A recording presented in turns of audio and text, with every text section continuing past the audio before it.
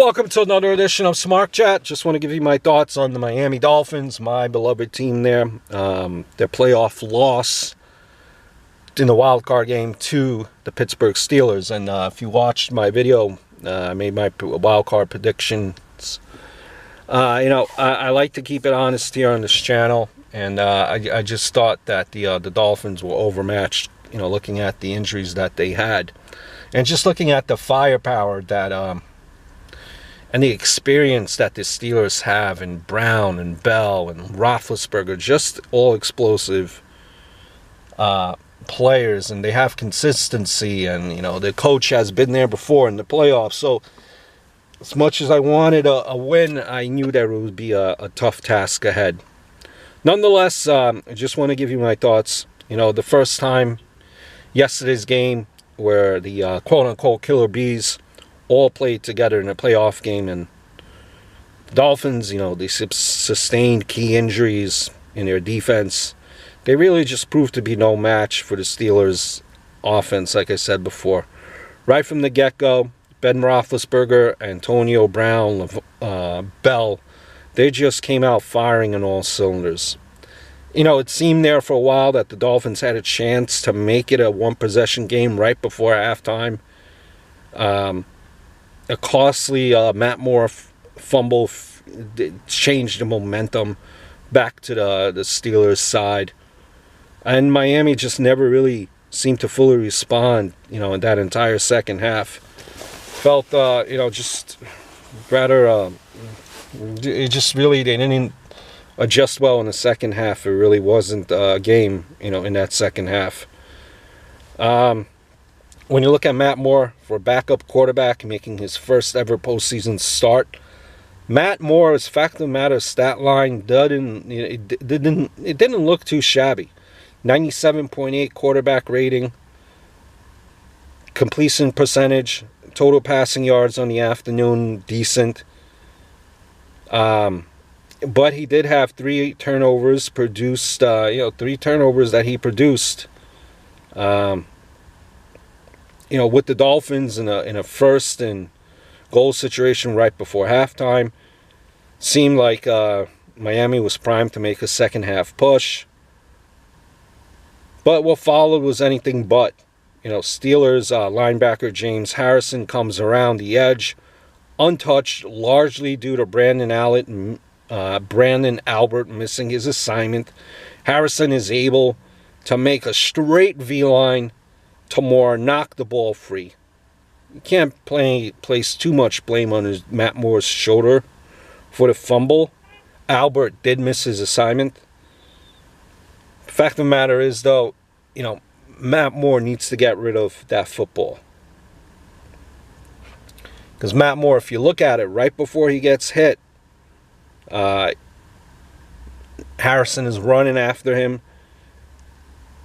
He looks back and he notices the linebacker, but you just gotta get rid of it.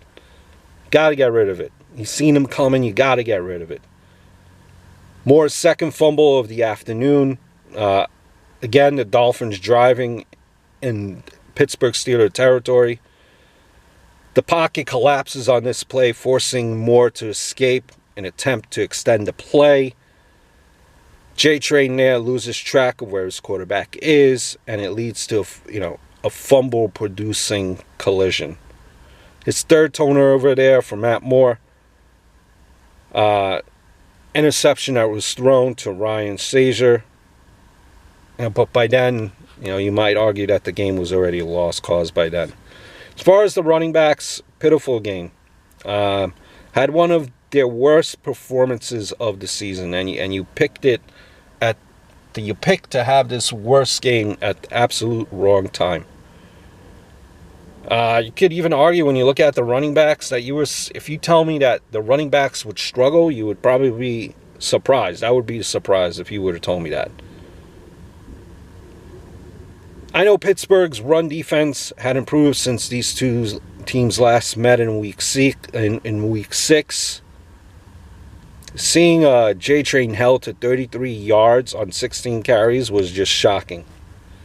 There were also several blown blocking assignments on this game. The Dolphins, running backs truly struggled. And they seem to be ineffective in the passing game as well. Damian Williams did have a late game touchdown reception. A little bit too late for that, though.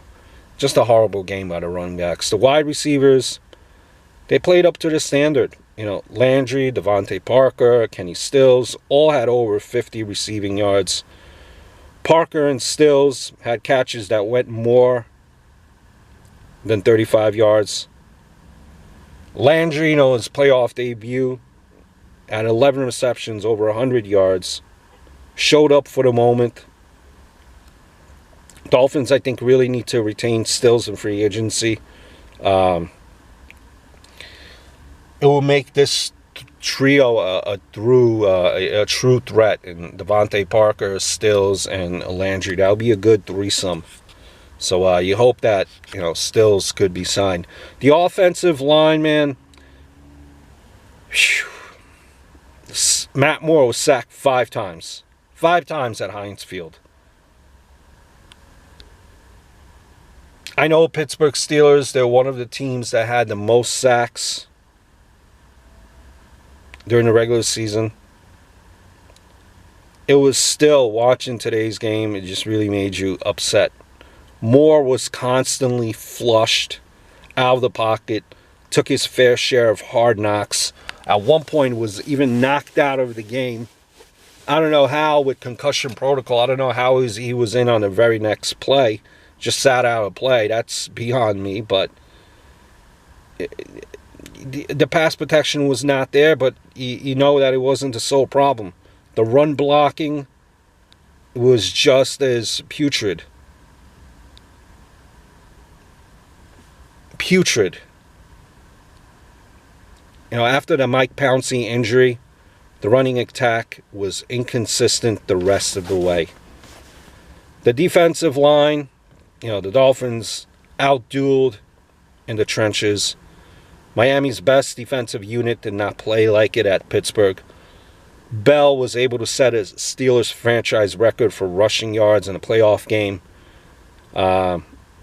Big Ben had just ample time to throw and find his playmakers.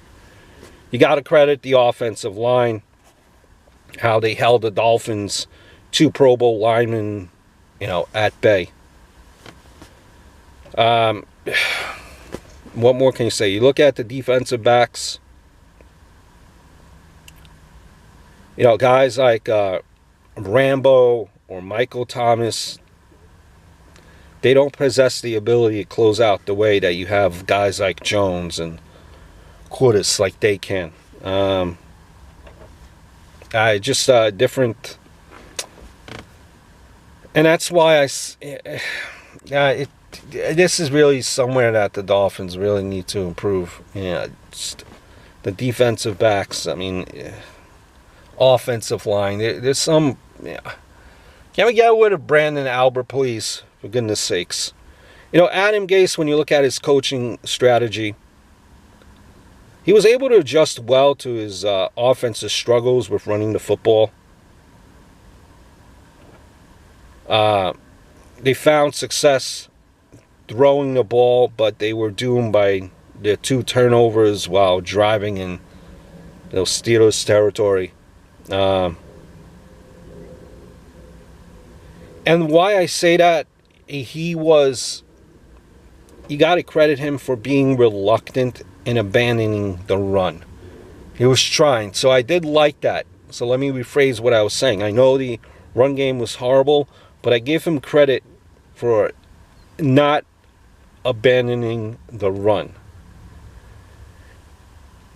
So he was able to adjust the throwing the ball as well, and he didn't abandon the run. I give him credit for that. Because if you abandon the run, it's really hard. You got to have a level game plan. As far as Vance Joseph and his defense, it's really hard to blame the Dolphins' first-year defensive coordinator. Since the beginning of the season, the Dolphins' defenses, their deficiencies on defense, They've been well documented. Past 2 weeks, they were against elite competition and Patriots and the Steelers, and it showed. You have the deficiencies along with injuries, and they finally catch up to Vance Joseph and his defense there. Listen, this loss won't be memorable, but this season will be. Dolphins should feel no shame in losing to the Steelers at Heinz Field. Steelers are just simply leaps and bounds better than Miami. Makes you wonder, though, if some of the Dolphins' key players remain healthy for this matchup, it makes you wonder what would have happened. I said it once, and I'll say it again. I still don't think Ryan Tannehill is the answer at quarterback. But it will be an interesting off-season for the Dolphins here. Separate video, I'll give my Miami Dolphin final thoughts here on the season. But, it sucks. It sucks. We make the playoffs, which is a good thing. We haven't been there in such a long time. Now we just got to build. We got to build. We got to make the playoffs again and build on what happened this year. I hope all is well, and I look forward to speaking to you soon.